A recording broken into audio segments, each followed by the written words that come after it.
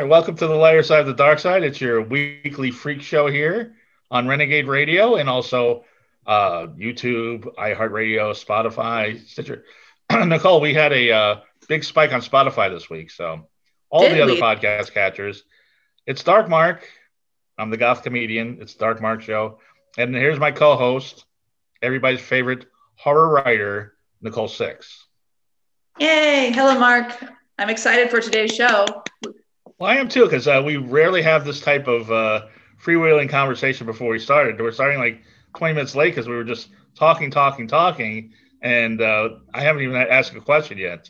And we have three people that are in the industry here in Hollywood that have a new show on my favorite streaming site. You know that. You know what that is, Nicole. Renegade Radio? No.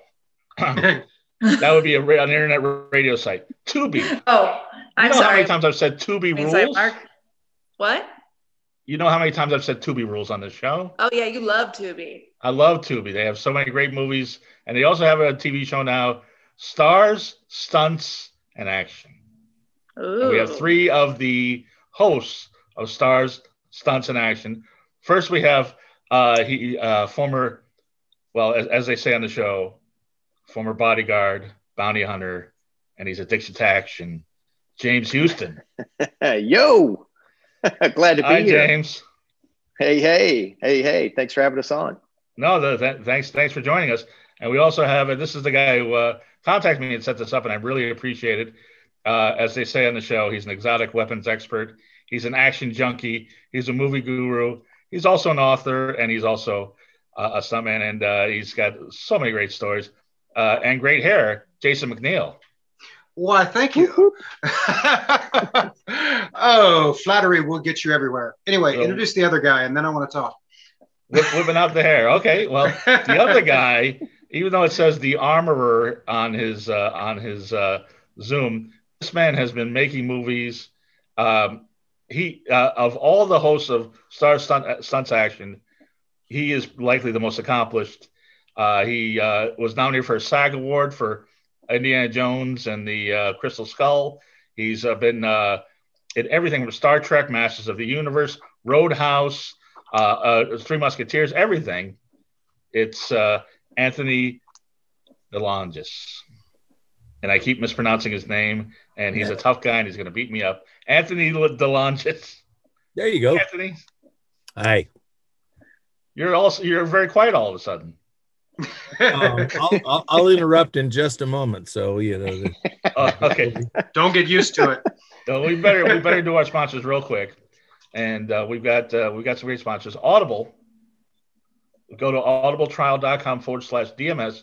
You can get any book, and they have all sorts of books on stunts, action movies, and one of your guests, Danny Trejo, his autobiography is on Audible. You can get that or any book, and you have access to hundreds of Audible originals for free. Just go to audibletrial.com/DMS, and you get a 30-day trial. You can cancel the next day, but you keep the book. You keep the Audible originals that you downloaded. It's a great deal. It's free. Take advantage of it, people. And you can get all sorts of action books. Speaking of action, I just listened to the book by Rob Halford, the lead singer of Judas Priest, and there's all sorts of action. Not exactly in the Stars, Stunts, and Action realm, but interesting action nonetheless. But whatever you want. They've got everything from Shakespeare to smut. And Nicole, I can't wait to take you to Doomy's again. Doomy's Home Cooking is our sponsor. I can't wait. I'm actually vegetarian right now. I've decided to go vegetarian again for a little while. I do it like once a year just to clean out my body. And Doomy's is some of the best vegan cooking there is. Yes, so Star Stunts and Action, guys. I know you're going vegan, but you would love this place. They've got everything.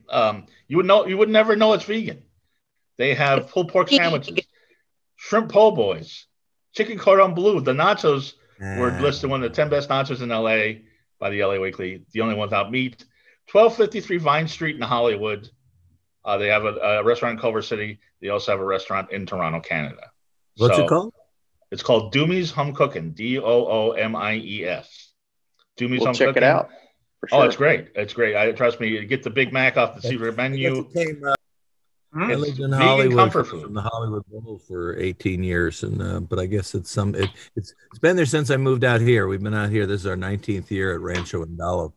We're top of the mountain, 2 hills over from Vasquez Rocks, which is where Kirk battled the Gorn. And when I played Maj Kulla on Star Trek Voyager, I, stole Voyager and marooned the crew there. And I've shot there a lot of times over the years. It's also Planet Vulcan for, the people in your audience who like that sort of thing. So your ranch was used on Star Trek. Go ahead, sorry. Once. What? Oh, I was just going to say I did a shoot there myself. I was a Vulcan. Back then I had the bangs and I looked just like a Vulcan when they cut my hair to here. Cool. Well, I don't think your makeup as long as I was. Did you ever see Star Trek Voyager? Yeah. And my character was Maj Kulla, and our favorite episode was the Seska, who had deserted the crew and hooked up with me. She would go, "Yes, Maj." But which, by the way, Anthony makes us say that all the time. I'll bet. Yes, Maj. Well, he has his ways to do that. What you usually say to me is, "Oh my!" Yeah. Towards the key. Well, I guess we better start. By the way, our other sponsor is Ray's Energy Drink. I'm gonna get one right now because I need this to keep up with you guys. Oh, I was 3.5 hours into makeup and an hour out, so that was. I'm gonna ask what that is in just a second. But Ray's Energy Drink, 0 carbs, 0 calories, 0 crash. Look in the description in the show on Podcast Catchers or YouTube, and you get 15% off a case. I just got a case of Baja Lime. Tastes like Baja Blast at Taco Bell. Oh, with no sugar. No sugar. If you no want calories, to force this no stuff, crash. You got to send us some. We'll put it on camera. I would love to. Product placement. Now, Anthony, what is it like to be in a makeup room, makeup chair for 3 hours? Long kind of. Ask Jason. Jason, you were in a makeup chair for 3 hours for this show, or? No. Well, I don't know if professional drag counts as what we're talking about. No, I'm just kidding. Oh, come on, you don't take nearly that long for that. Anthony, tell him about. Wasn't Maj Kulla some sort of sponge head thing? Well, I think I saw it when I was in Vegas. They had it in a display case. It was definitely a high-profile vehicle. I had asked them because, I said, is this, or, when the character first appeared, I said, is this organic or is this tribal? Because they started introducing a couple of other characters whose hair was slightly differently. Being the leader, though, I had the biggest hair. And I used to have to, as I would walk up, on the bridge of Voyager, I'd have to subtly bend my knees so that I could actually get through the door when it went, goosh. That Star Trek sound. So that was kind of funny. And then when we were out at Vasquez Rocks, the wind was blowing, and it was kind of like, ooh, I felt like a little bit like Harold Lloyd, in the hurricane. I'd have to lean into it because it had some wind resistance. Wow. On top of everything, you gotta balance your head. We've known each other a long time. I knew James when he had hair. Well, if you watch the show, Stars Stunts Action, Jason used to, his hair, he was, his nickname was Fabio, although he was much handsomer. But, before a take, he would do the whole thing that, Nicole could do so much better. But anyway, with the spray, and we had to keep him away from open flames, basically. James, when did you have long hair? Me? I've never had long hair. Okay, you're talking about Jason then. Yeah, he's talking about Jason, yeah. Oh, Jason, because that's a running joke on the Stars Stunts Action. Is your hair grown back out again? Jason, is your hair grown back out again? Yeah, he's got the long hair. Yes. That's how long it's been since I've seen you. Well, it's it's like you for the show to come back on. You got the show hair. Oh, sorry, yeah, we haven't seen each other in a while. Yes, it's totally intentional. It's not just because I've been too lazy to get it cut, what with quarantine and all. Actually, the last time I had it cut was I was in. All right, Mark, I'm curious. Have you seen Danzig's movie Veronica?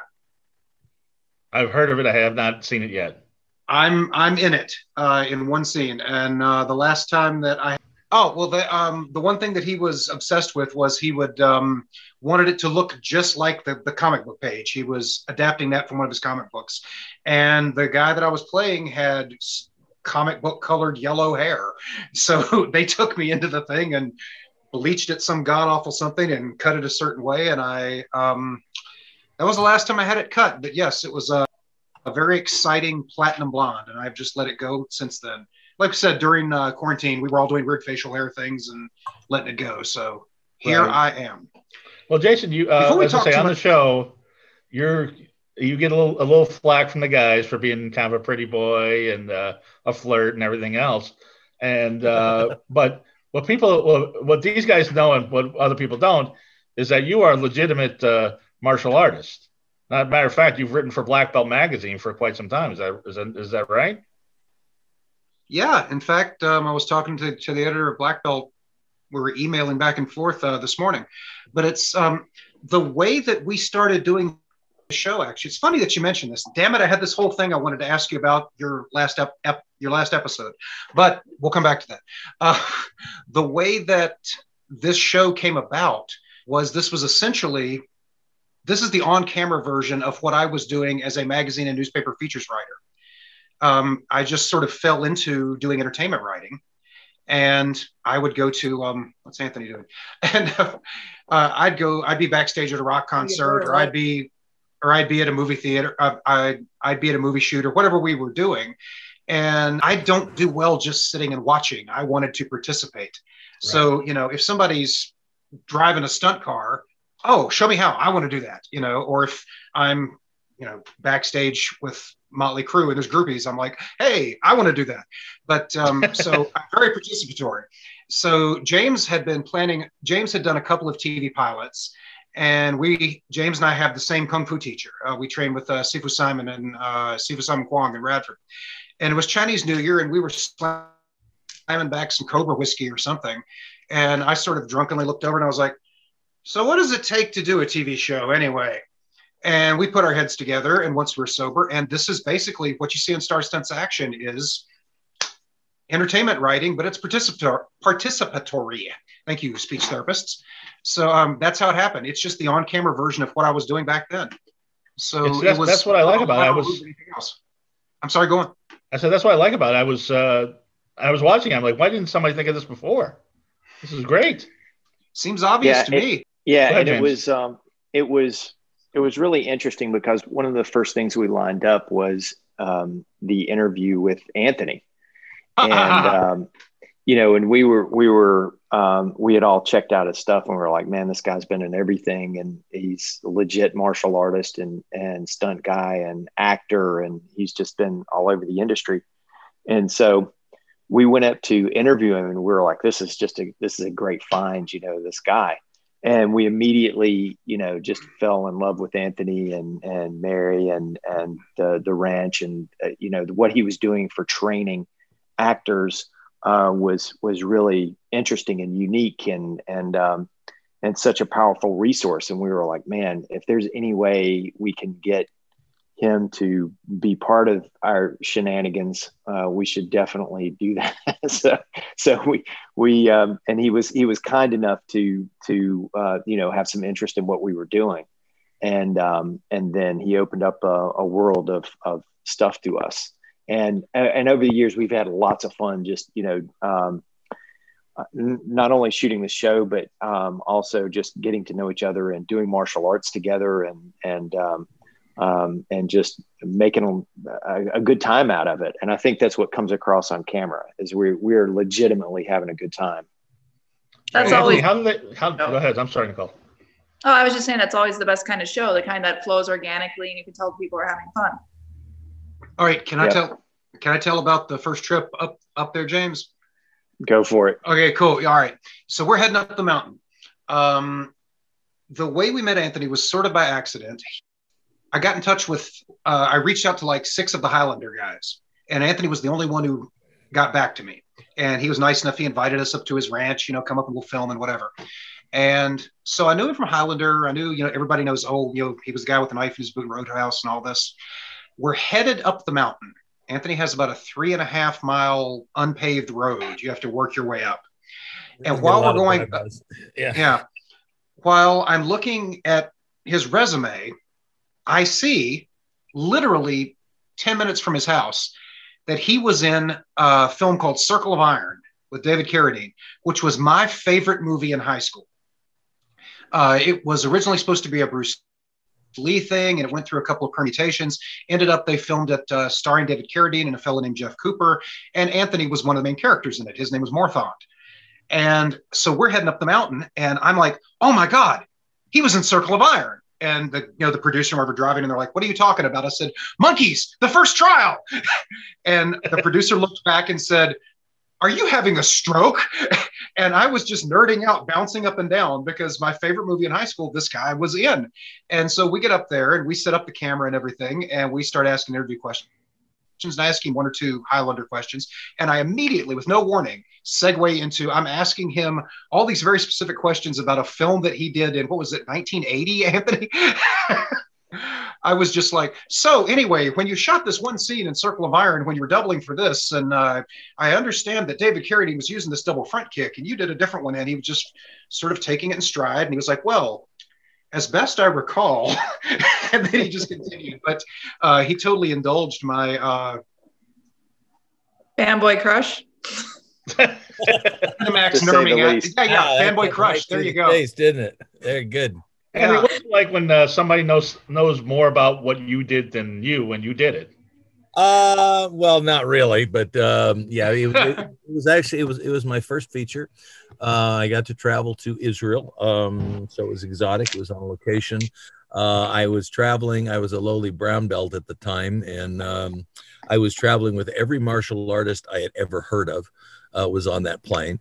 And we got there. It was the first time I'd worked with David. I worked with David there. And then I met Joe Louis, who was, world heavyweight karate champion and a student of Bruce Lee's, and, an incredible martial artist and a really nice guy.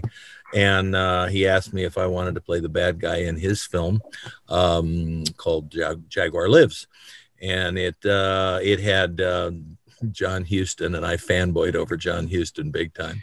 I told that story a few times, but it had John Huston and Donald Pleasance and Christopher Lee and Joe Weissman and Barbara Bach and Woody Strode, and we were all over Israel, and it was cool. And then with Joe, we went to Spain, and I got to do that. I ended up working with David in Israel, and then Argentina, and then up to for a picture called The Warrior and the Sorceress, and then into Canada for Kung Fu the Legend Continues. James Hong was on that, and I've been a big fan of James Hong for years. Right. But I've actually worked in one capacity or another on both sides of the camera in 13 countries on 5 continents, and 11 of them from the back of a horse, which was a big time dream of mine, as a kid. And then I wanted to take my weapons skills up onto horseback. I didn't really get to do it until I started in my late 30s. And then 31 years later, I've been on horseback in 11 countries on 5 continents. So dreams can come true. Sometimes they just take a while. That's really cool. Like, that is really cool. And where do you see this ranch, Nicole? But any good David Carradine stories? I met him once, and he was a nice guy. Here you go. Okay, my gosh, I wanted to excite Jason, so I knew that would do it. Go ahead. Here we go. You know where I'm going with this. I love working with David, and we got on really well. David was one of the smartest guys I'd ever run across.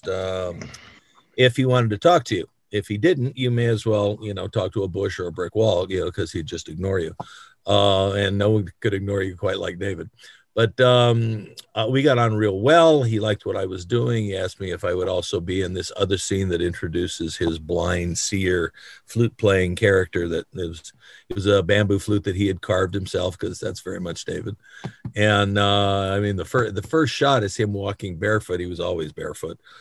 And he had a toe ring on, and the director did this thing where you see feet, and then it's like a close up on a stair with his toe ring, and that was all kind of fun. Okay. Let me interrupt. Let me set this up, because you know where I'm going with this. Don't look at me. Here like we that. go. You know where I'm Roddy going. McDowell tried to pick me up. Here we go. No. So, true story. Have you guys read? I doubt you have. Carradine wrote a couple of books. The first one was called Spirit of Shaolin. It was his. It's kind of silly. It's kind of entertaining. It's a combination martial arts and behind the scenes of his film career, right? So 3 a.m, I'm laying there, I'm reading this book, and I get to the chapter, and there is an entire chapter in this book where David Carradine describes his death match in Argentina with Anthony DeLongis, and where he had gotten angry because Anthony had done something to his friend Jeff Cooper, who was the star of Circle of Iron. He played Cord the Seeker, and he wanted to get his revenge. So when he found out Anthony was going to be on this film, he started asking the people in Argentina, would I get in trouble legally if I challenged someone to a death match and fought them in Argentina? And they said, in Argentina, no, you can get away with that. So I confronted Anthony, and we had our match, and then I'm like, oh my dear God. And normally I would not do this. I mean, I'm a night owl, but I called Anthony, woke his ass up at 3 a.m. And I'm like, you have to tell me about your death match in Argentina with David Carradine, because I just read an entire chapter about it. And now here's the other side of the story. Anthony, you want to tell about your death match with David Carradine? As good as the toe ring story was. Yeah, that's the death match. Sorry, that was just an aside that I haven't thought about in years. But we were on great locations in Israel, and that was all well and good. Well, now we're down in Argentina. And what had happened was, we had all of these martial artists, but there was no one coordinating. There's no stunt coordinating. Cam Ewan was there working with David because he was David's sensei for a number of years. But no one was reining in all of these martial artists. So they all wanted to do their own thing. And word came back that, the action looks crappy, and tell people, they got to go harder and get closer and this and that. So somebody who was, sort of acting as pseudo coordinator says, well, all right, well, we'll do this little thing with, Jeff real quick, no rehearsal or any, and throw an elbow. So we do this little combination, and I'm going to throw an elbow. And when I was young then, and I wasn't good enough to be able to not only protect myself, but protect everybody else, no matter what they do. And when someone forgets what they're doing, like when I teach weapons work, I say, when someone forgets choreography, they're going to attack your head. So I teach people parries that actually work and will protect you. In this, I am ready to throw this elbow, and I start to throw it, and I watch Jeff's eyes glaze over, and he sticks his face right into the path of the elbow. I pull it as best I can. I barely brushed him. It felt like a hair touching my elbow, but he hit the deck and went down, and it cut the inside of his mouth. And, it was an accident. And I felt terrible about it. And I kind of went, I'm going to have to train harder so that, and I learned a lesson. I've never hurt anybody since, and I don't let anybody hurt me either. That's part of working in the business. But anyway, so I get down to Argentina, and I find out that, actually it's very funny, because I said when I went to read for the part, I said, oh, mysterious stranger pits the forces of evil against each other. This is very Yojimbo, which is a Kurosawa film, which part of what got me into choreography many years ago. And the director goes, well, I don't know what you're talking about. And I'm going, oh, this should be a red flag. But, so we get down there, and there's David, and he says, okay, well, we'll go out and we'll do some training, because I'm going to, Dave doesn't know anything about swords really. And so I was going to, give him some foundational stuff so that we could put some stuff together. And David's having his wardrobe fitting. Well, David, being David, has gone commando. So he's standing there in his Captain Morgan pose, while the poor old, older lady who was, the wardrobe lady in Argentina is like, trying not to go blind. And then he comes outside, and we have this little area, and it's kind of got some trees and stuff on it. And suddenly he comes running at me with one of his jumping, front kicks, and I just back up because I see it coming. But behind me, there's a tree that's about this big around, so I couldn't see it peripherally. And he runs my tailbone into it. And I went, and he very quickly decides, he says, oh, that was an accident. You don't have a mean bone in your body, and I'm sorry. And I'm kind of going, couldn't we have figured this out before you ran me into that tree? Because, I had to look around for, a few days before I was back. But I ended up doing that, and we fought, and David had an accident and broke his hand. And so we ended up having to shift everything over to his left hand, which was interesting because he got a big cast on his right hand. So we turned that into his war fist. And I also ended up doubling on it because I could duplicate his movement. So there's a bunch of scenes where whenever he's in his hoodie, it's actually me. So, I like to stay busy when I'm on a location because there's nothing else to do. So there's a couple of David stories. There's more. Was that the deathmatch story, Jason?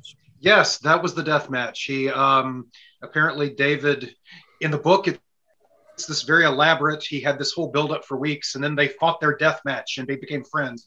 And according to Anthony, it was like he came running and did a double front kick, and I backed up and broke my ass bone, and then we were friends. So it's interesting. Just like a John Ford movie, you have to have a fight, like in the St. Patty's Day is coming up, so we'll watch The Quiet Man again and Waking Ned Devine, and that's. Irish beverages. It would be marvelous.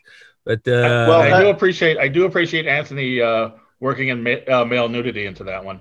But Jason, I have to ask because okay. Oh, the visuals. Well, it's important to paint a picture. It is. I just remember the poor lady. Well, when I was talking to David when we first met, he got to like me and he got to telling me stories, and one of them was about he got invited to join the it's the Edwin Booth. It's a kind of a private club for actors only in New York, and it was founded by Edwin Booth, and it was his apartment, and I guess certain select. I got to visit once. I got invited by after the fact. But he said he's telling me, and he's painting the picture being David. He's in his big buffalo skin coat, and he's got his dog Bear with him, who is an enormous dog, and hence the name.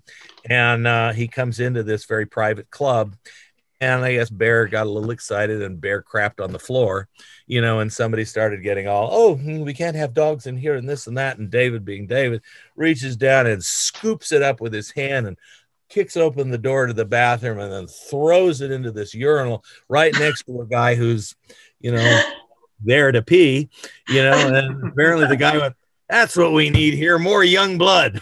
And I kind of went, that story really sums up David. He came to see me when I was doing Rashomon at the Old Globe in San Diego, and that was we were talking about trying to do Royal Hunt of the Sun. And he was going to pay out of Walpo, which he'd played on Broadway, but alas, we never got to do that one together. Right. And you have won awards. Jason, I was going to say, bringing it back to the show, and this is related, because you guys interviewed, among all the stars that you interviewed, including Martin Cove from Cobra Kai, Michael Madsen, Danny Trejo, Bai Ling, you interviewed the last show, you interviewed Gene Lebell, Judo Gene Lebell, and Nicole, and some of the people that don't know. He's been a stunt guy in movies since The Green Hornet. He was sparring with Bruce Lee. He trained with Bruce Lee he was training Ronda Rousey for the UFC. That's as long as he goes. He's been in the industry so long. And I was waiting for you to ask him about, where I'm going, Jason, because he choked you out. Okay. Well, yes. Why don't you set it up, and then I'll... well, first I want to say, watch the show because everyone knows what we're talking about right now. Yes. I will say this. I had heard the rumor too. Okay, the rumor is, and I can neither confirm nor deny, that Steven Seagal was acting... Yeah, and that's the thing, which leads me to... I would normally just blow it off, but the fact that Gene is a gentleman and will neither confirm nor deny...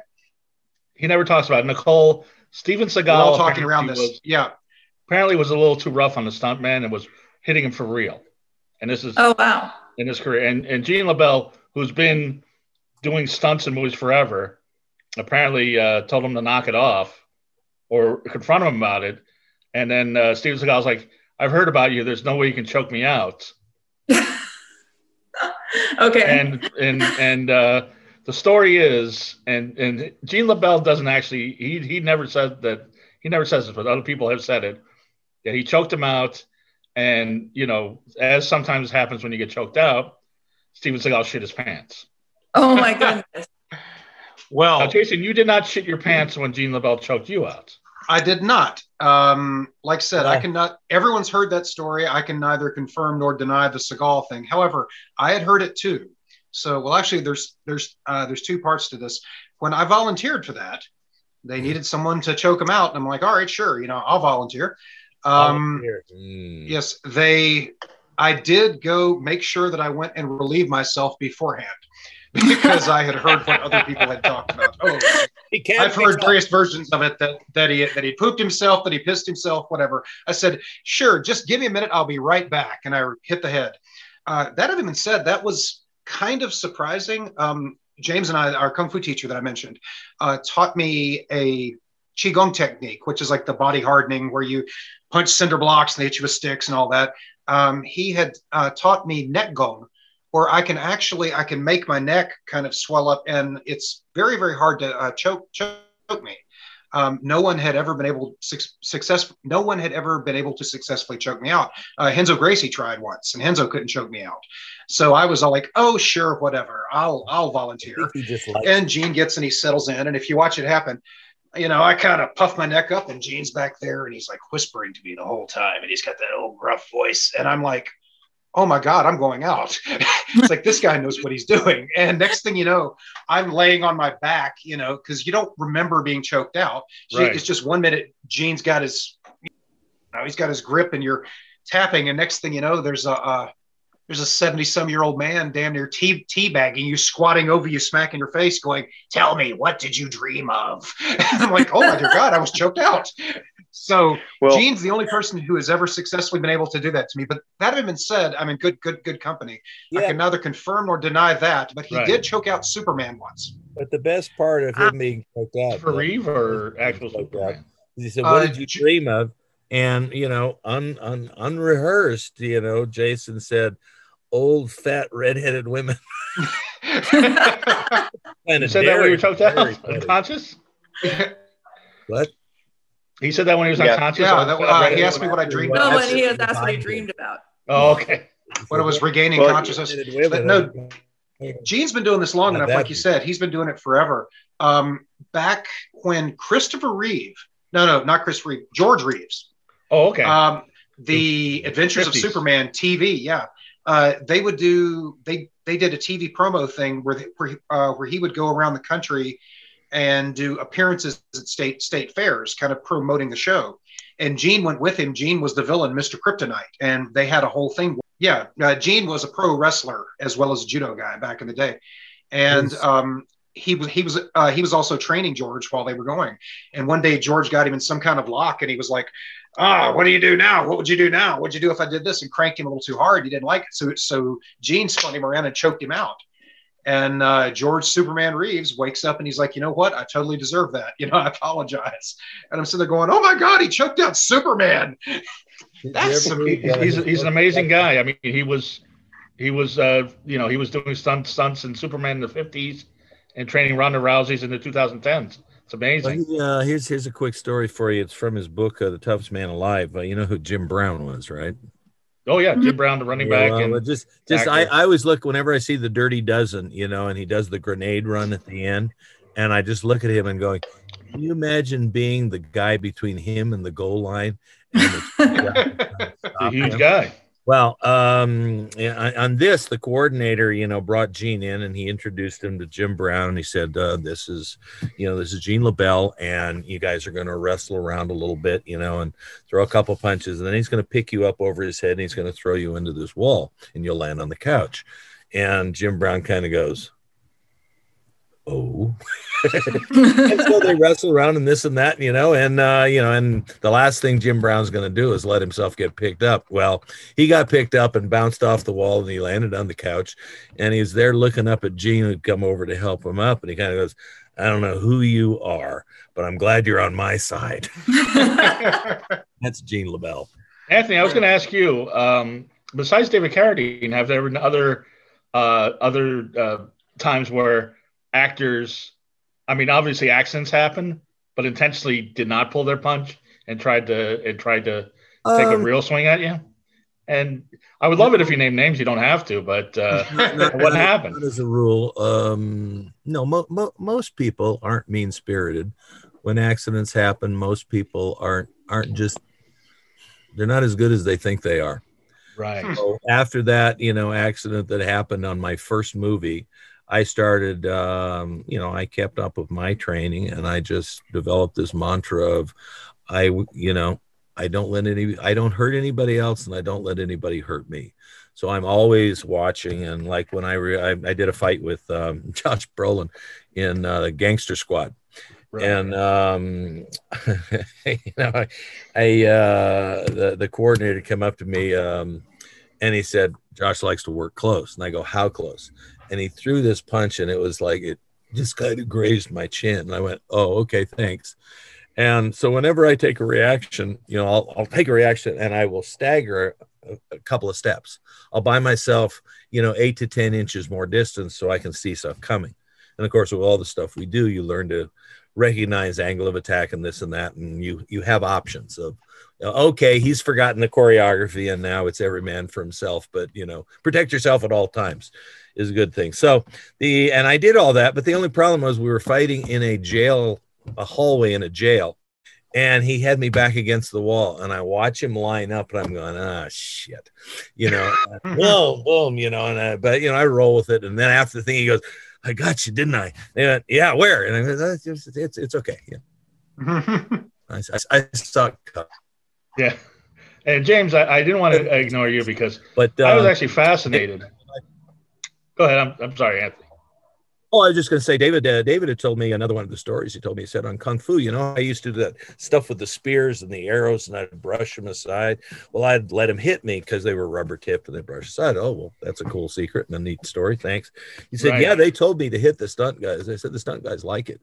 And that's one of my pet peeves in the business. It's like, no, stunt guys don't really like it. I like contact, to give you a reaction. But when you are, okay, I refer to it as verbal dialogue and physical dialogue. Either way, you're telling a story. And it takes two people to tell a really good story. Like, for example, with a simple punch, there's the moment before, there's the action, there's the reaction, there's the moment after. Those are 4 storytelling opportunities. Most people blow through them. Okay. But if you actually hit somebody, now you're not telling your half of the story. You're just trying to survive.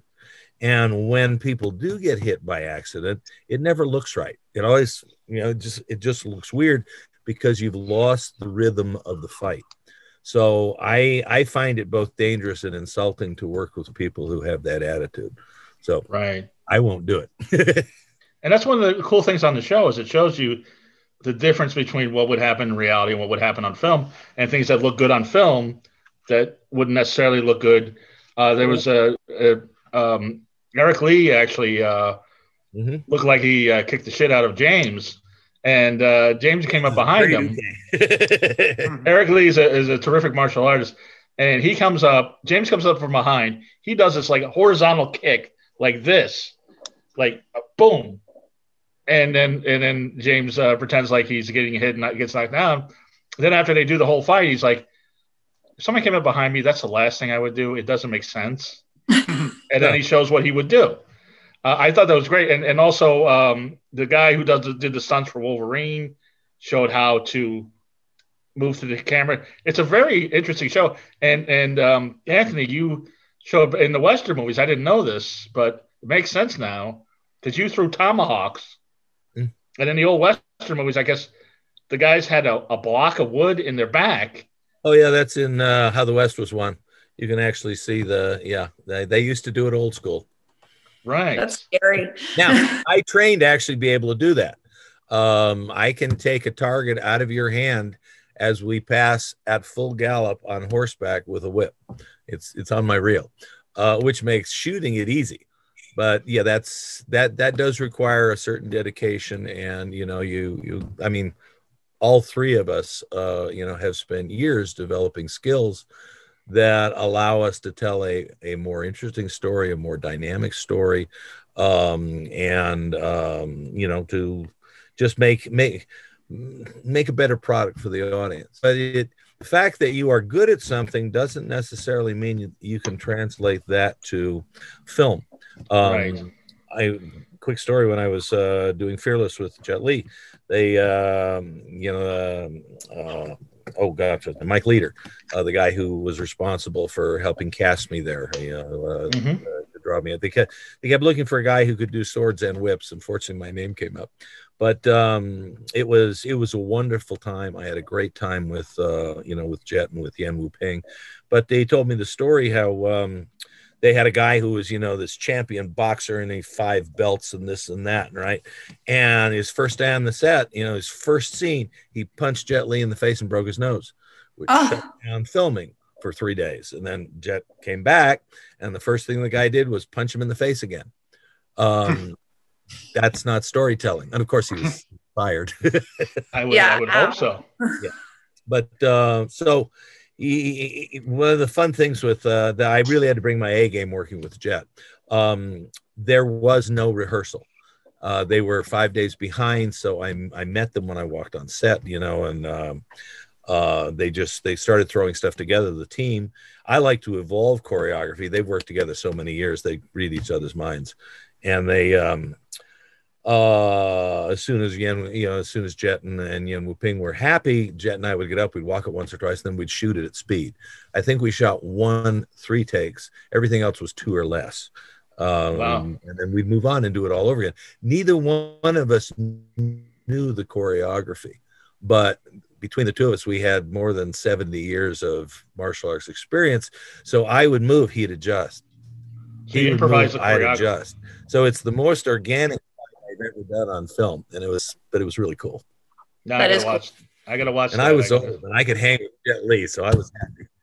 Jet Li's awesome. Sorry, I didn't hear you. Oh, I said Jet Li's awesome.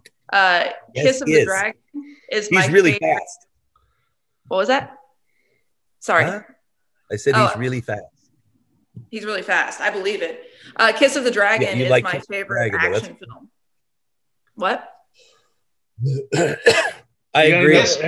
Any other Jet Li stories there, Anthony? By the way, Zoom sucks. I say this every week. Zoom sucks. I hate the delay. Anthony, do you have any other Jet Li stories? Yeah. When we walked on, I met him when we walked on set, and the first 3 moves they had me do, they wanted me to do pokey, pokey, pokey. And I went, oh my God, they think that Western fencing is what they've seen in the movies, which I refer to as a miasma of misinformation with a few rare exceptions. So I wasn't going to do that, but I wasn't also going to have a fight. So I gave them a lunging attack followed by a pass forward and followed by a redoublement, which is sword talk for going, I gave them 3 thrusts, but I always utilized the weapon the way it would be used combative. I very quickly realized they were having me attack to quadrants. They were choreographing my weapon, which is a European weapon, like it was a Chinese weapon, which they often do. And I just kind of went, okay, I'm going to maintain my character wouldn't use his weapon like that, but I will find a way to give them what they want. So they had me attacking to quadrants. It wasn't logical, but I went, okay, you're wanting me to prompt some amazing move that Jet has done thousands of times before, because he's martial arts royalty there, and rightly so. And so I said, okay, I will give you these 3 attacks. Would you mind if I got there this way, because it's an easier flow than what you'd originally said? And apparently somebody said, who's choreographing this? I said, the Guilo, which is a less than complimentary term for, the white guy. And Wu Ping said, this Guilo knows what he's doing. And after that, we had no problems. We actually, he was a pleasure to work with. They called me back. And in 2.5 days, I caught them up 3 of the 5 days they were behind. So that's awesome. It's one of my favorite career collaborations. Not too shabby.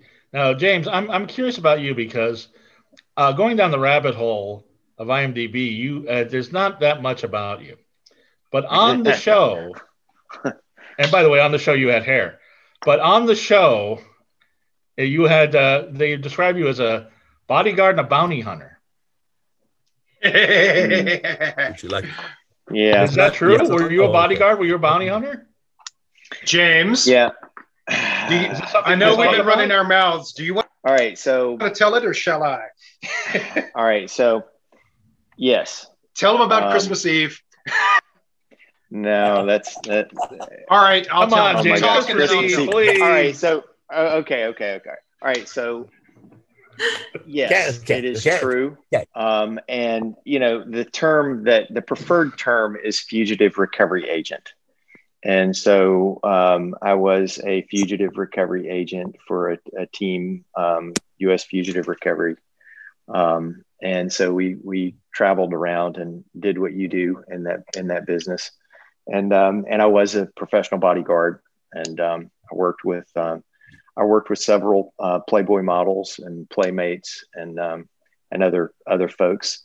And it was a pretty interesting time, and I started out. If you're going to guard a body, you might as well guard a Playboy model body. Yeah, it's a tough job, but somebody's got to do it, right? But it was no touchy. Yeah, exactly.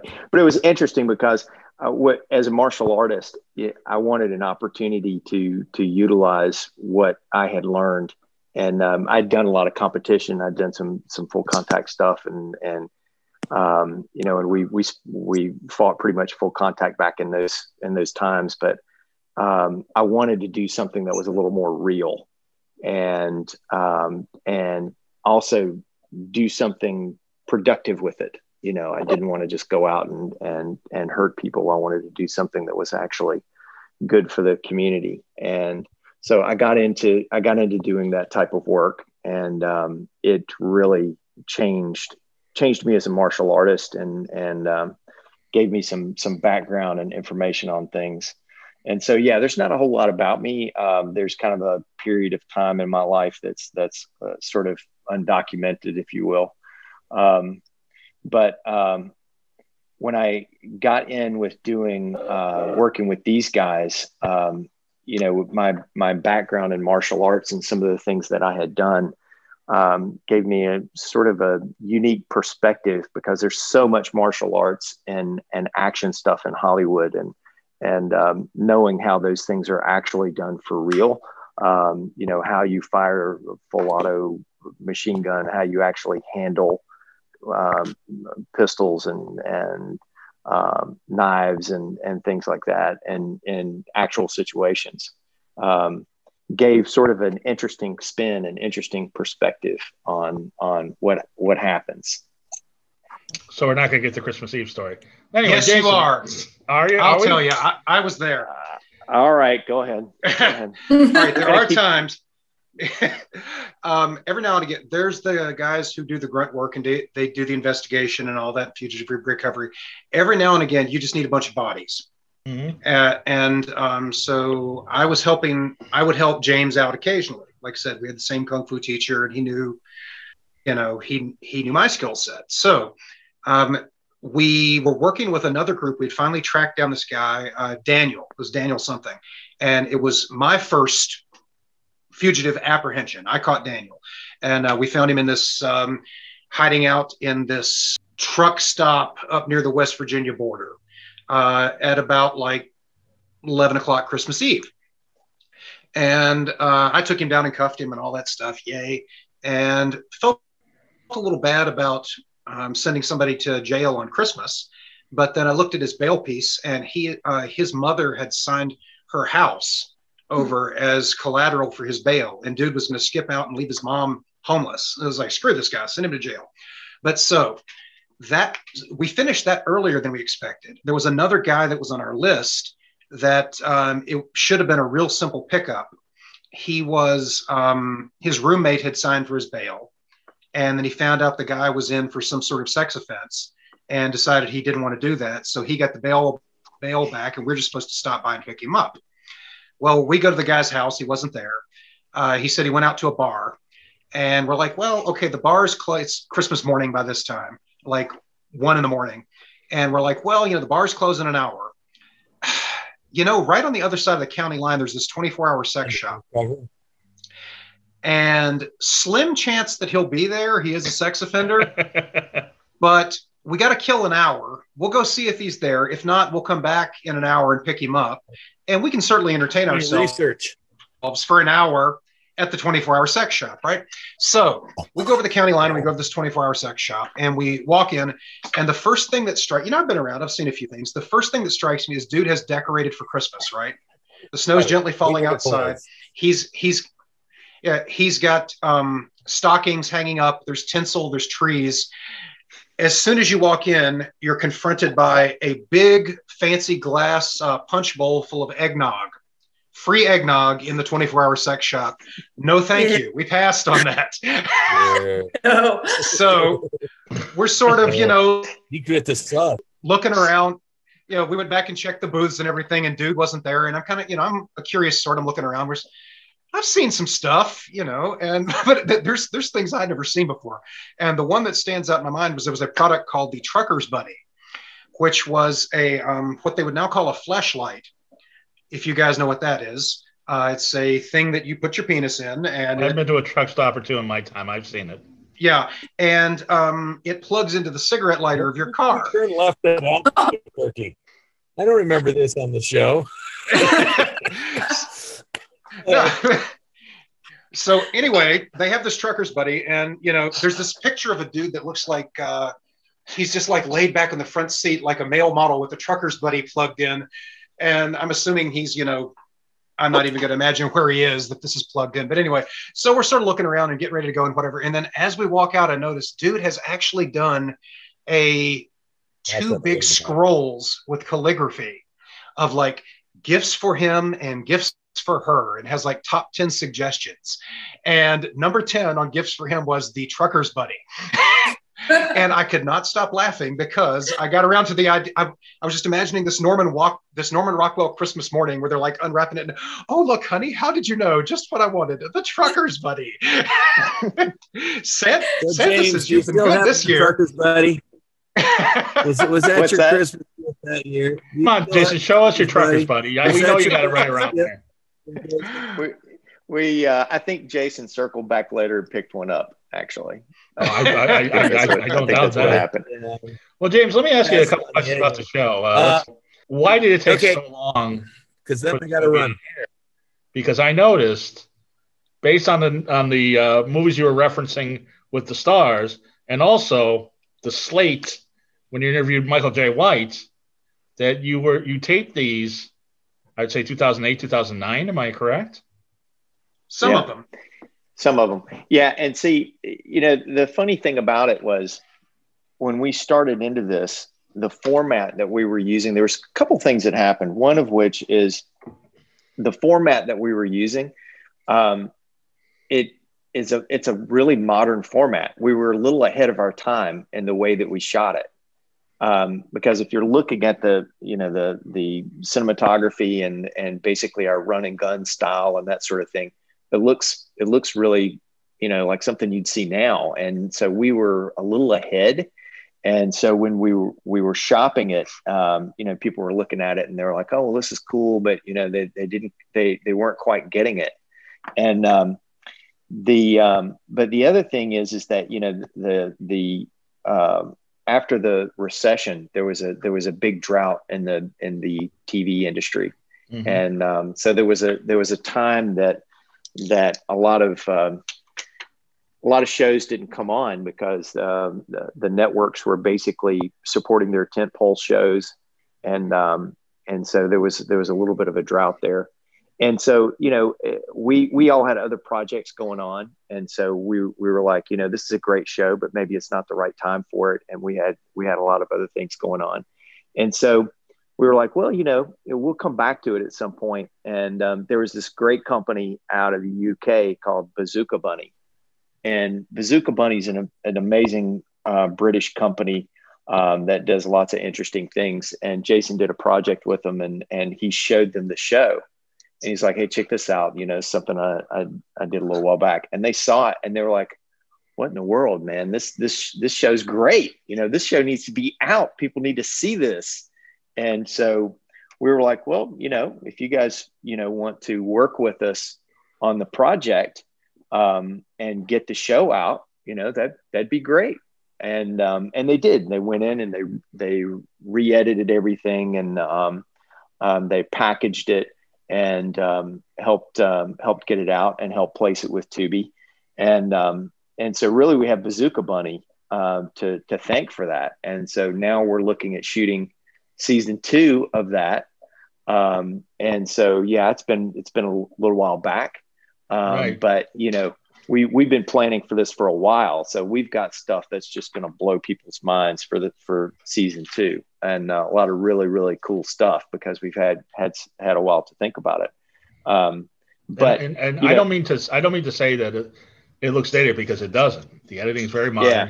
It's just when you watch it, you're like, wait a second, just sort of the references. And then when I had to freeze frame the slate at the Michael J. White, and I was like, oh, okay, I see it. But it was just you and Jason were the hosts. How did Michelle Lee come on? And then we're going to talk to Anthony, and that'll take about 20 minutes. But and it'll be great stories. But how did Michelle Lee? And Michelle Lee, Nicole, is a very accomplished stunt woman. She's the other co-host. Unfortunately, she's not here. I'd love to talk to her. She's been various Pirates of the Caribbean movies, Suicide Squad. She's been great. She's a great swordswoman. She's terrific, and she outdoes the men on a lot of these stunts.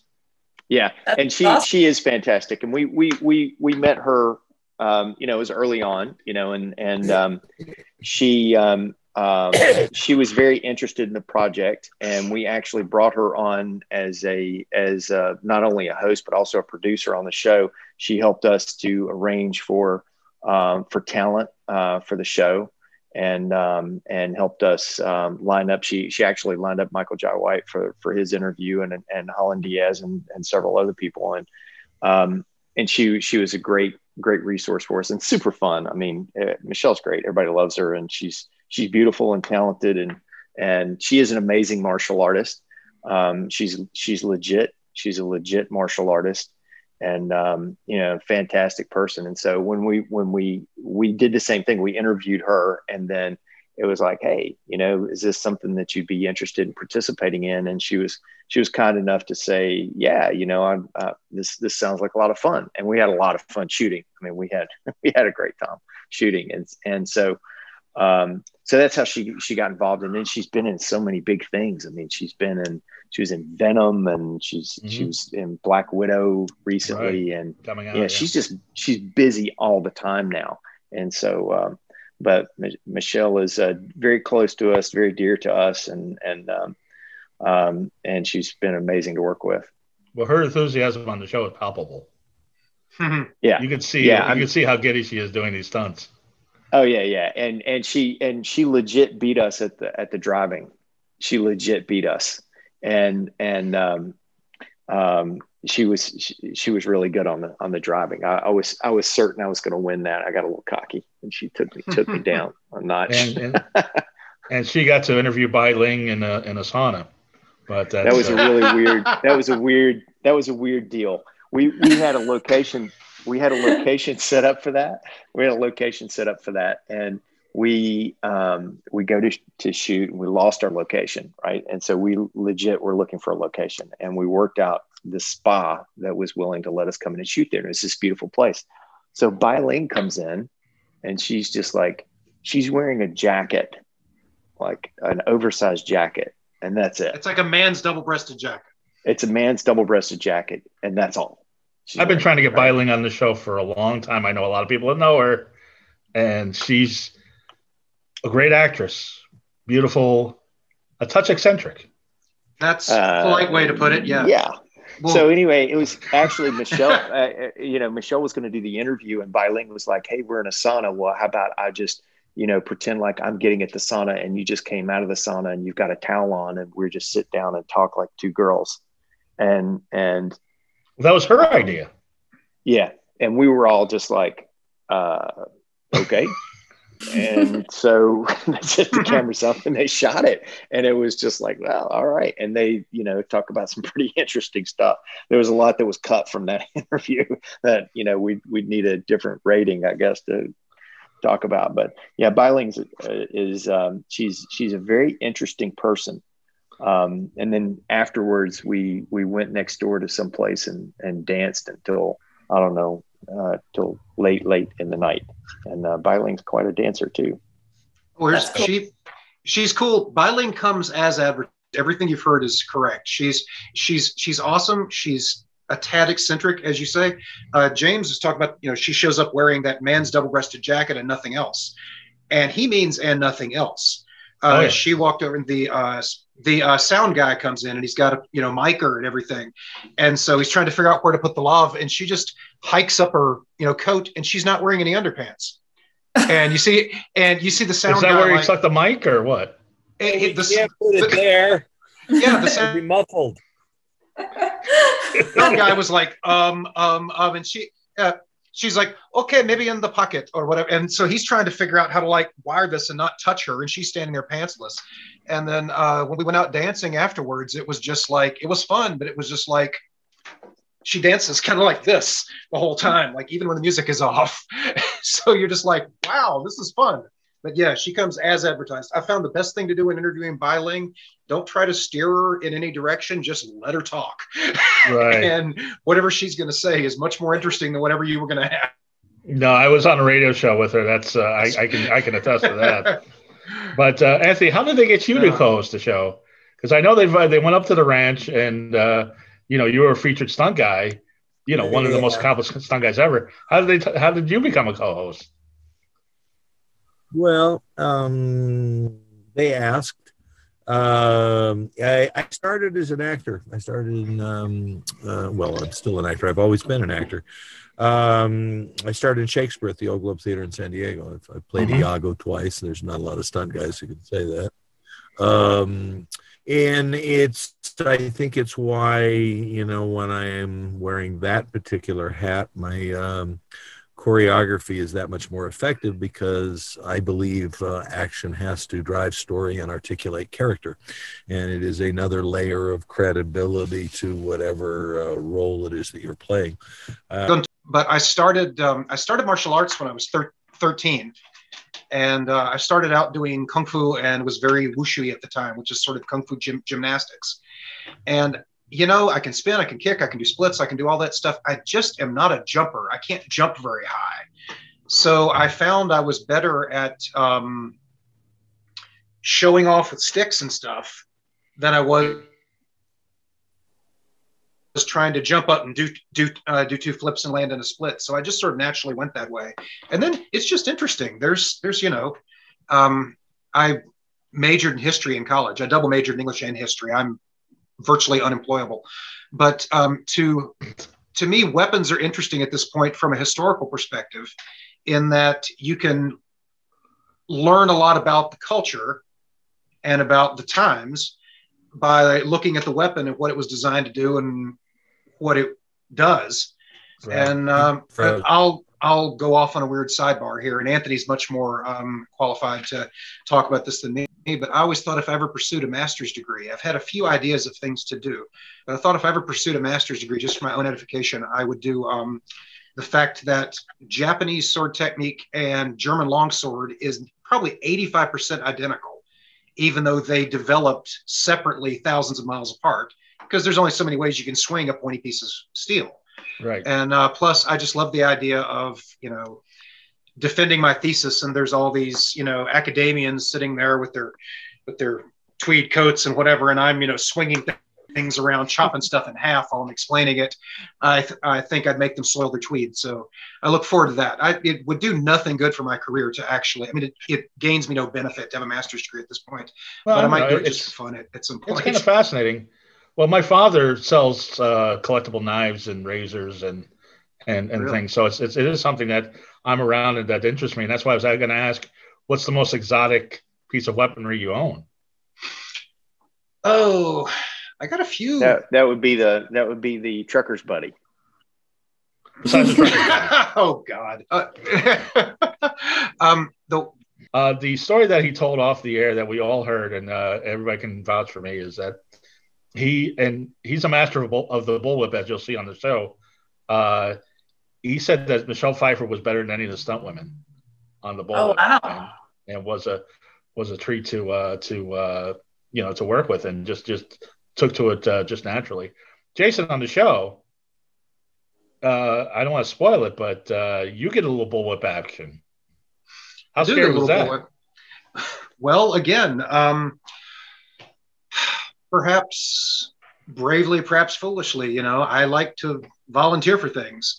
And Anthony, my favorite was when he asked me to hold the wine glass out, and he cracked and wrapped my wrist, and then he cracked and he broke the wine glass, and then drank the wine out of it. It was all very elegant, and plus with whips. So I don't know, somehow that was classier than just guzzling Merlot on the mountaintop. He was drinking out of a broken glass, and you were drinking out of a bottle. And he was I don't mind. Savage. Yes, but like I said, I trust Anthony. I don't think it made it to the final edit, but one of the things that we did was I introed a segment when he was throwing tomahawks, and I was just standing there, and they boom, boom, boom next to me. And then he walks up and he says, "What a trusting soul you are." And I was like, well, you said you knew how to do this. But again, I've been doing martial arts for years, so you get kind of used to some weird stuff. What were you going to say, James? Well, you'd ask how Anthony came on the show, and basically, when we got up there, and I didn't really know that much about his martial arts background, and Jason knew some, but we didn't know the extent of it, and so we talked to him about movies and all the stuff he's been in and whatever, and then we start talking about martial arts, and I was happy to find out that his martial arts skill was really exceptional. And so we were able to do stuff on camera. There's this one segment with the bullwhip where he's utilizing it like a dozen different weapons, and he's tying me up with it. He's throwing me with it. He's, using it like nunchucks. He's, doing all this crazy stuff that nobody's really ever done with the bullwhip before. And, we actually spent quite a lot of time working on weapons training up there at Rancho Andalo. And it's been interesting because it kind of turned into a laboratory for us. And then Anthony actually introduced me to cold steel. You mentioned, knives and things. And so Anthony and I started working together with cold steel, and we did a lot of the knife and sword testing and cutting for their videos for years. And actually more people know me from that than just about anything else. I found one guy in Portugal actually recognized me from the cold steel videos of us testing their weapons. And so it was a treat for us to be able to get in with somebody that had sort of the width of knowledge, both practical and entertainment knowledge that Anthony had. And so we snatched him up and got him on the show because of that. I don't blame you. Now, Jason, we were talking about go ahead. You were going to say. I was going to say, with Anthony, everything else aside, I mean, you can talk about his skill. You can talk about his experience. You can talk about his bullwhip, but we just hit it off is the most important thing. I mean, James and I both have martial arts background. Anthony's a martial arts guy. Michelle's a martial artist, but we just clicked with Anthony. Like when we rolled up there, it was a real kindred spirit, and we became friends fairly quickly. And at some point, it just seemed obvious we have to have him on the show. We just really vibed. Everyone, let me see. Most people we film, it usually takes about 2 hours to shoot something. We were up at Anthony's the first time that we met him. We shot for 8 hours, I think. And we just kept talking and vibing, and he'd show us this and he'd show us that, and let's get the horse out and then let's do the whip. I don't know if he was just bored or what, but we just clicked instantly. And I remember 8 hours specifically because I had only casually been introduced to his wife, Dr. Mary DeLongis, and she was, while we were doing all this, fixing their bathroom. And I was there 8 hours guzzling energy drinks. And I didn't know him well enough at that point to ask if it was okay to pee in the yard. And his wife was in the bathroom the whole time. Yes. So I just held it for 8 hours until we were heading down the hill. Geez. And I was like, pull over. And as soon as we got around the corner, I jumped out and was like, fire hose action.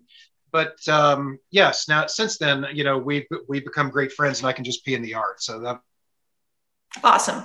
That's fine.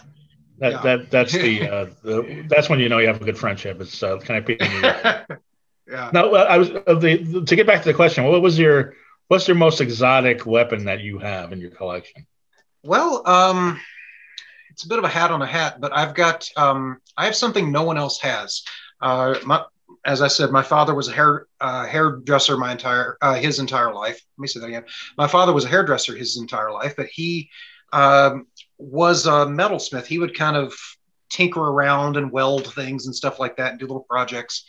And now and again, I would dream up something odd and he would make it for me.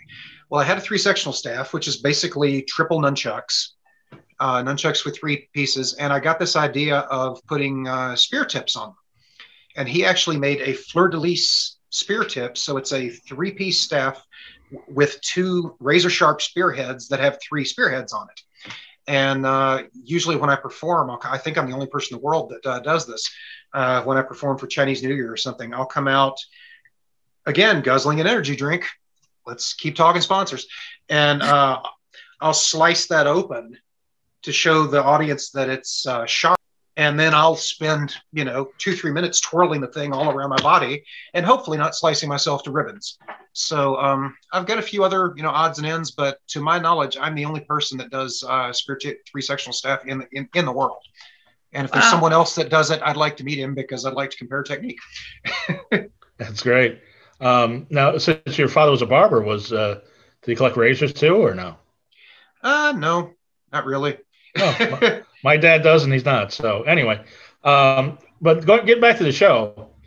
One of the things, Nicole, that you'll see on the show is they have and I didn't write down his name, the motorcycle guy. Monty Perlin. Yeah. Say that name again. I'm sorry. Monty Perlin. He's one of the best in the business. Yeah. Monty Perlin.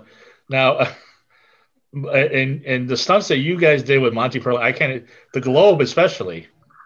Well, of course. Why would you not? There's a big metal globe, and he can drive the motorcycle up the side and all this with Jason standing in the middle. Yeah, well, how are you going to not do that? The guy brings out, he has this big elaborate cage. It's like a 12-foot cage. A globe, but you get inside it. And and he rides the bike so fast that he can actually do loops upside down and spin around, and you just volunteer to stand in the middle. So how could you not? If somebody says, I'm a motorcycle expert and I want you to stand in the middle of the globe of death while I ride a motorcycle around you, are you going to go, no, thanks. I'll just stand over here. Of course you do that. And how hard was your heart pumping at the end of that? Oh, front row at a concert. And James, didn't he run you over or hit you with a bike?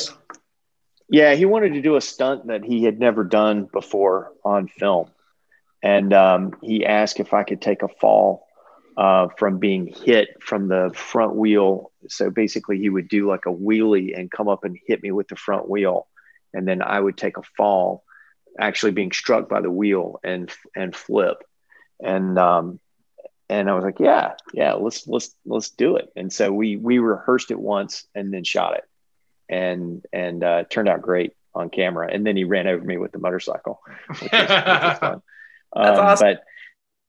But he is a real perfectionist with what he does. And, there's not a whole lot of people that I would trust to do something like that, but his skill on the motorcycle is amazing. The stuff that he can do, just wheelies forever and just, all kinds of amazing stuff. That segment is really cool. There's a lot of it's great stuff in that. Because initially it looks like he really hit you. Yeah. Well, I mean, he did actually, touch, and, just his timing and my timing were just right. And so, it's a convincing stunt. Yeah. This is the type of stuff you'll see on the show. Go ahead, Jason. Well, that's one thing that you mentioned earlier about, Anthony talked about protecting your opponent and, letting Anthony take things out of my hand with the whip and letting Monty do this. I found when you get around stunt people that are real pros, guys that have been doing it for years, top tier, they would never, ever ask you to do something unless they were confident that it's within their skill set. They're not going to be out there just half-assing and hoping it works. These guys are pros. Right. So you feel, it's always a little nerve-wracking, but if you're working with pros, you don't have to worry. They're not going to do anything that's going to hurt you. You hope. Case in point, when James made a homemade Wolverine claws, and you had the guy who taught Hugh Jackman how to fight in Wolverine, he comes in with the claws. The guy's like, we don't use those. We use like plastic. We use aluminum. Well, that worked out better than it should have. I actually went to all the trouble. It was maybe Halloween was a few weeks before or something. I went down and bought costume Wolverine claws for James to do that with. And then we get over to wherever we're going to film. And I was like, oh, darn, I left him in the luggage. I'm like, you jackass, what are we going to do? And next thing he's like, oh, okay, wait a minute. I have an idea. And next thing you know, I'm inside, like kind of vamping, doing the interview. I have no idea. James is out there like crafting Wolverine claws. He comes in. I'm like, how do you even know how to do that? Like, dude, why is that a thing? I can make a weapon out of anything, man. Wolverine claws, no problem. No problem. But yeah, that was literally, he just like ran around the corner to the hardware store and he comes back and he's got Wolverine claws. I'm like, dude, that's insane. Yeah, that was a fun segment. That was a lot of fun. Wolverine's one of my favorites, and so getting to work with those guys was really cool. And they built out the segment that we do in that piece is actual choreography from the film. And so we're doing the actual. It looked great on camera. Yeah. And so we're doing the choreography. Jason's Sabretooth with his hair flying everywhere, and I'm doing the Hugh Jackman part. And so it was a tremendous amount of fun doing that. And again, the claws, because we had to improvise, they were actually sharp, and so, but Jason and I have worked so much together that he knew that, even if it was a little dicey, that I was going to watch out for him. Yeah, Jason kind of looked like Sabretooth from Josie and the Pussycats, but that's a whole other. That's a whole other. Stop him before he sub. I'm insulting. Stop him before he sub references again. I'm insulting a black belt who's written for Black Belt magazine and wrote a book about MMA fighters, 21st Century Warriors, and could probably take a finger and take me right out. Oh, I'm kidding, Jason. They want to hear something funny? Why not? This just happened the other day. I wrote that book.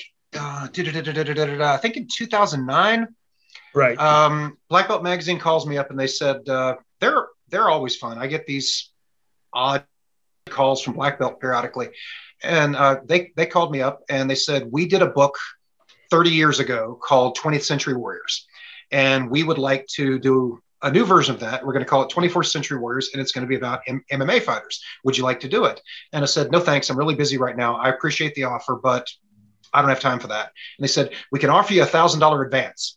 And I went, yes, because I happened to need money right at that moment, the life of an actor. So I took the advance, then I was obligated to write the book. Well, it sold pretty well, as books do. And as books do, I got every 6 months, I would get a residual check. Well, the first 6 months it was like $600 or something. And then the next was $600. Not enough to quit your job over, but it's nice every now and again. You go to the mailbox and you're like, ooh, $600. And then it was $400, and then it was $200, and then it was $100. And as we've stretched more than a decade now, every 6 months I get a residual check for that book for roughly $1.80. And Wells Fargo wants $8 to cash it. So I've just been keeping them. I thought I might do an art display or something, but there's actually a bar, that happens with actors too. I was up at Anthony's place and he was showing me one of the residual checks he got for Batman Returns was like $20 or something. And there's a bar called Residuals. I don't know if you guys have been there. I think it's up in NoHo. I've heard of it. Yeah. Yeah. And it goes back to the, Sinatra days of Hollywood. An actor can bring in and you can get a rail drink for if you just give them one of your crappy residual checks and they pin it up on the wall. So I've just been sort of saving all these to go out on a rail drink binge one. I've been there. Yeah, no, I know what you're talking about. 21st Century Warrior residual checks. Yeah. So that's on my horizon for as soon as everything reopens. I'm going to go and use my crappy crappy residual checks and get hammered. Well, we've been talking for an hour and a half, and I could go forever. You guys are great. Why Lou Ferrigno of the Incredible Hulk is featured on the show? You guys do a shoot with him, but you don't interview him. Why? That was a target of opportunity. I was writing an article for Inside Kung Fu that grew out of, I was sitting up again at 3 a.m. reading. I'm a night owl and I read. And I was reading some back issues of Defenders magazine, like from the Defenders comic book from the 70s, which featured the Hulk. Right. And they had an Avengers Defenders crossover and a few really great covers where the Hulk was fighting Thor. And I just had this moment where I was like, well, I kind of look like Thor. I wonder if I could get Lou to come and we could recreate these photos, but Kung Fu style. We would recreate the 70s comic book covers, but Kung Fu style. And I reached out and I talked to Lou. I actually talked to his wife, who handles all his business. And she said, yeah, Lou thinks that's cool. So we came down and we're just doing an Inside Kung Fu photo shoot. And we hadn't really scheduled an interview or anything. We just decided, what the hell, we're here. This looks awesome. Let's film it. So hopefully we're going to get back and do an interview with Lou in season 2. Yeah. Oh, but let me tell you, the one thing I think was funny though. Let me talk. And then I'll head off. No, I just have to say this before it gets away. I'm sensing an energy drink theme here because I'm going to reference. At one point, we sorry, I went off on a segue there. Lou and I are doing our thing, and Lou is huge. I'm 6'1", and I came up about to his chin. He was not the Hulk for nothing. He was Hulk-sized, and they just painted him green. So at one point, we're in this thing, and Lou reaches down, and he puts his hand around my throat. And I'm not kidding you, his fingers touched in the back. And the photographer looks at me and goes, now, look like you're scared, or pretend like you're scared. And I said, dude, I don't have to pretend. Oh, dear God. But so, yeah. Anyway, that was that. James, I'm sorry, you were going to say? Well, and the other thing was, when we were going to shoot that, we were like, not everything has to be like a setup interview for us too, because one of the things that we were doing is we were sort of being avatars for fans that want to see what it's like to go behind the scenes and see things. Mm-hmm. And so we had this photo shoot, for a magazine shot in a really cool location. And, we kind of wanted to keep it like that, because to keep that energy and, because it's a real high energy segment on the show, and there's people running around, there's cameras going off, and there's costume changes and everybody's running around.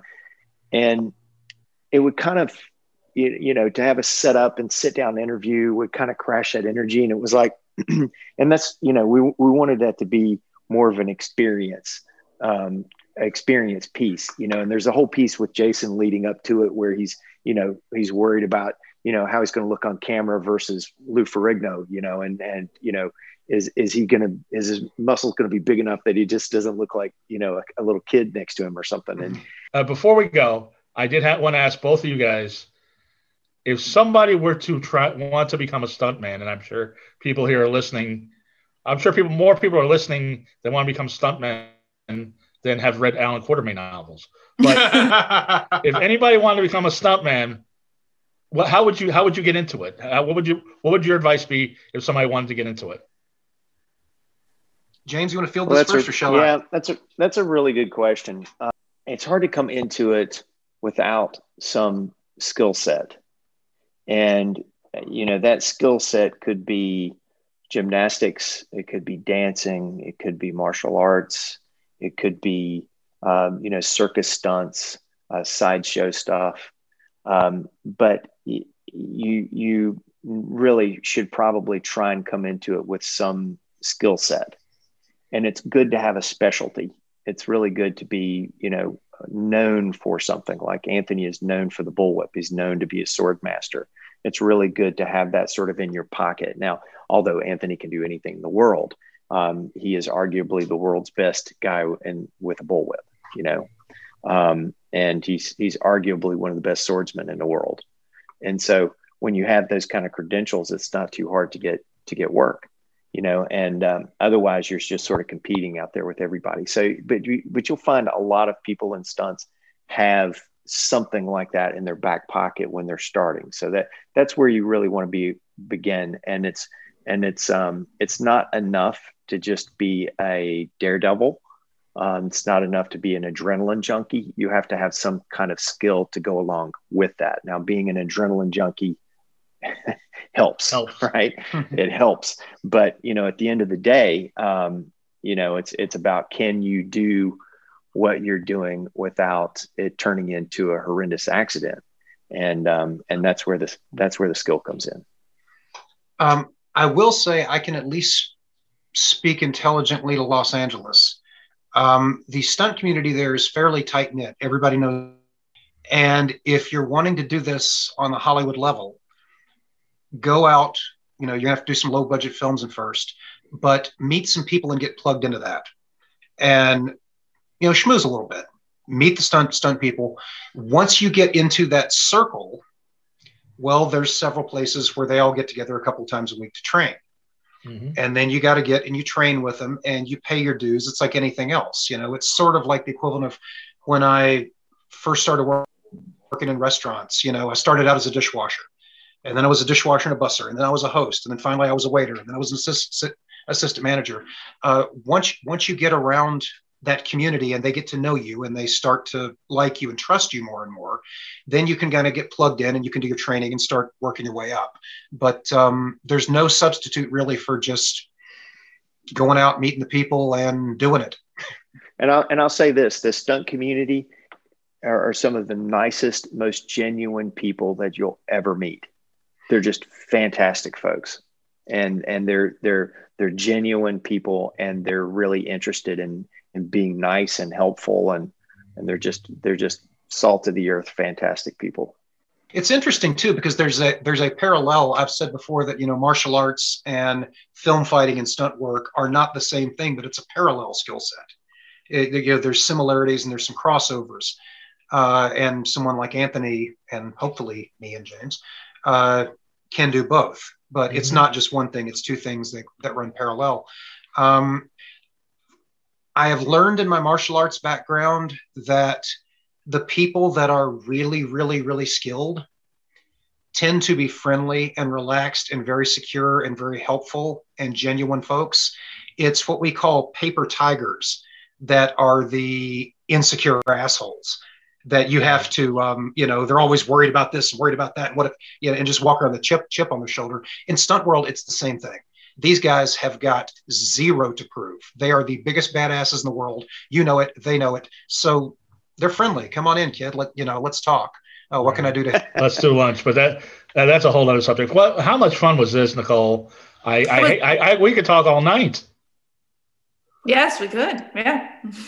But I encourage everybody to if you don't have Tubi, get it, because they have great movies on there, great TV shows, and they have Stars Stunts Action on it, and I can't recommend it enough. I told my dad about it, and if you are an adrenaline junkie, you want to see what's going on behind the scenes, it's amazing. It's a fun show.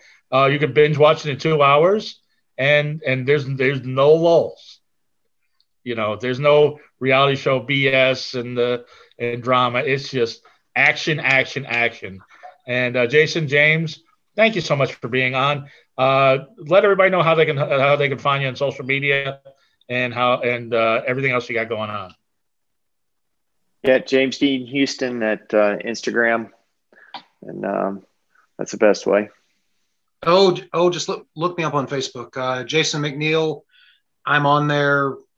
I haven't got to Instagram yet. I think I'm a bit of a technological Luddite. I keep being told I should, but yeah, just find me on Facebook, Jason McNeil. There's me, and I think I'm the only one who's not a comedian or a mortician. So I should be easy to find. Yeah, that's Facebook's full of both. And Nicole, you're Nicole 6 Books on Instagram. Please find me and add me. I'll follow you back. And Nicole H6 on Facebook. And if you need your social media to get an upgrade. Oh, yeah. I can help you make easily a couple of thousand new fans within a year. And we're talking real fans, not like buying 1,000 fans. I'm talking people that'll actually like your work and invest in it and will click on your stuff and comment and will be real people, not robots. And follow me on Goth Comedian on all social media. Watch Stars Stunts in Action. You will like it. And thank you, Jason. Thank you, James. Thank you, Anthony, who's probably just finishing dinner right now. And everybody have a wonderfully creepy week. Bye.